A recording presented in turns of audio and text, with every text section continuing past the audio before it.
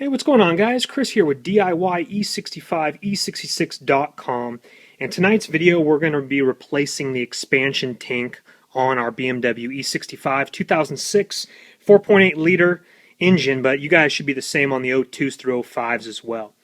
So if you've come from my water pump video, I just did that. Check that video out. I just posted it. This will be posted after.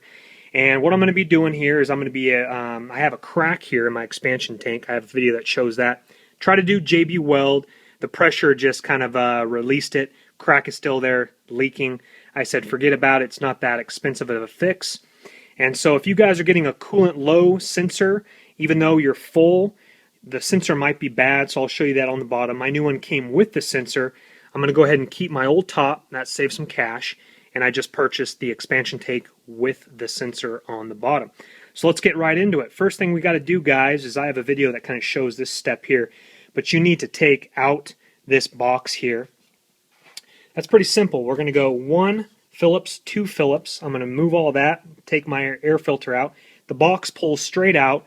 And let's go ahead and have a look at the expansion tank here. Alright guys, here's my JB weld, and as you can see it just blew right off. I peeled it off already a little bit, but the pressure, guys, is too much. My crack, I tried to sand it and then put JB weld on, but just didn't really have the best experience, guys. So we're going to go ahead and just replace my whole entire expansion tank here.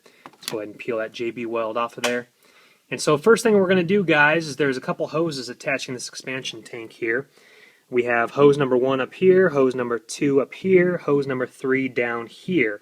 These are all connected by little clips, just like the clips on your upper and lower hose. Take a little flathead screwdriver, jam it in there, pop that little thing up, and these things just slide straight back, guys. They all have a little clip that pulls up. This one as well, down below right here, and your sensor is located on the bottom, guys. So if you just need to replace your sensor, you guys are sitting right here, right there. So all you do is just turn that to the right or left, of course pull off this little black cap, the sensor wire, and there is your sensor if you need to replace just the sensor, guys. Alright guys, that clip is a little tricky right here. It's located on the back side. So what you do is just grab your flathead screwdriver right here, flip up the little tab this way, and then come around with your screwdriver and pop it up. Alright, now that all tabs are up here, there we go. See how the tab is up? This tab is up. Just pull them straight back.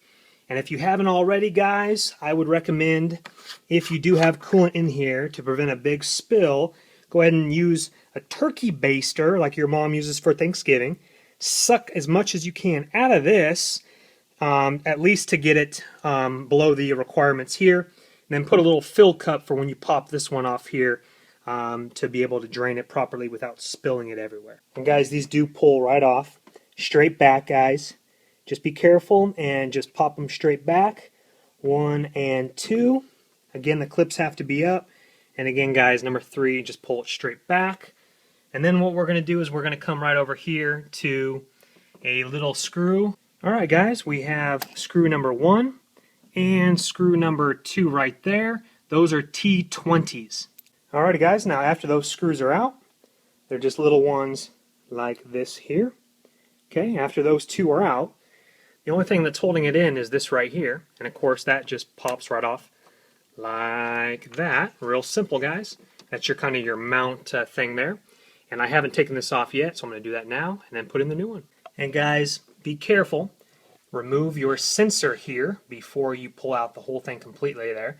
And those are very brittle wires there. So again, it's just like a normal one. You just kind of push the little tab and slide it straight out.